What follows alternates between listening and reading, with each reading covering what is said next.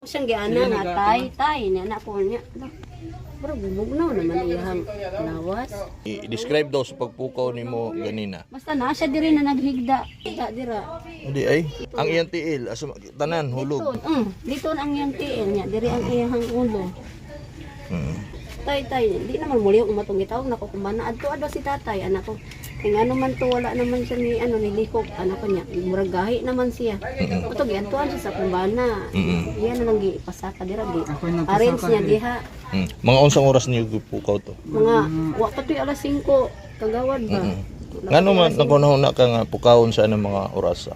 Dili manggod ka ng manggod ka ng kaugalingon na manggod ako na nga moadto ko sa iya kay mangutana ko si kauno niya kay ako siyang lutuan. Tigun sa nimo si tatay? Wala, silingan lang jud. Silingan lang jud. Kumbaga kanang nag-ano lang jud ko sa iya kanang nagmalasakit lang ko niya ba. Nya ato siyang anuhon nga mangutana ko sa iya kay siyempre nag-goal naman po ko sa iya nga pila namang kaadlaw wala si kaon-kaon. Mangutana unta ako kung mukaon ba siya karon, mangayo ba siya pagkaon niya ron. Wala naman, di naman siya mulihok.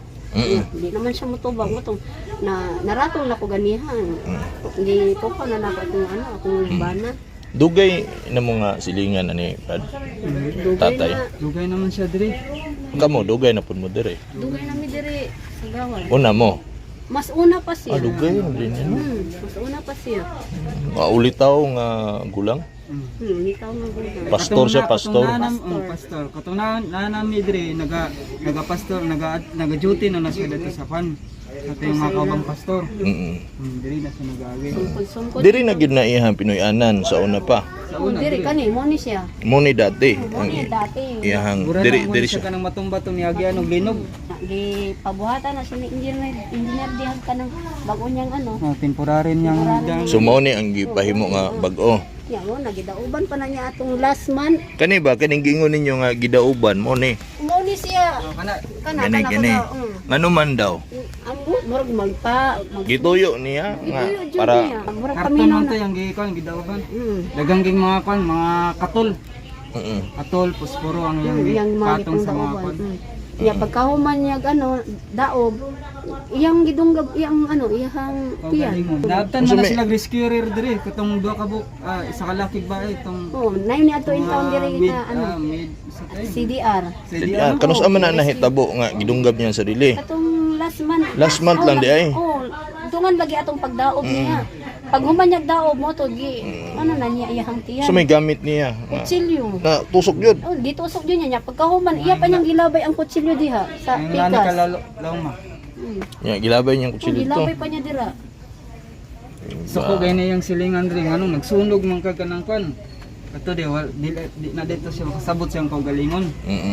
Atong itabang 89 ang edad. 89 na. Mo ni ang mga gamit niya dinhi. Mga gamit. Iyahan naman intaw lang ipangtira. Tingali sa iyahan ng tingali ba sa iyan. So ni uniform guro niya ni. Mo ni mga gamit niya. Asa man siya maligo? Dito sa CR. Sa CR. Makalakaw pa na siya. Makalakaw na siya sa una tong nagdugay-dugay na burag mga Naginod na. abot nag mga 2 ka bulan di na siya kalaka.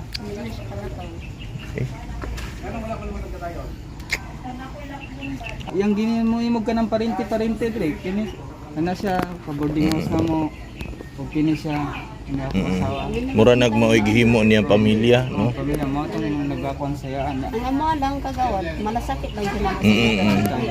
Salamat kaayo. Mao gyud. Sa may laing mo tabang niya. Mao gyud. Silingan ka gyud. Ya, alang-alang pasagdan ra nimo diha. Tinuod. Konsensya pud ka. Unang kami sa matabang ra po na mo, maro po na among maano sa iya. Kamoy nagapakaon. Oh, kanang iyang pensyon niya, manugo na siya Makawithdraw.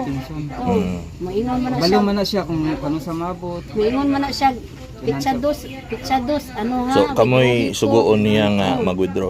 Nya. Mo na lang po na among pang-ana sa iya niya. Ang iyang ATM dito na mo ginabutang sa katong ginautangan niya kay pagka nang inkaso nga mahurot ang iyang kwarta sa si kalitong makaon niya. Napon mi ka utangan. Luoy kay si tatay no, luoy no. Wala po di kadto diri ba no? Si kato si Tuba. Andi bibi, kabalo na siya. Ay, kabalo na Ginaman siya. ako.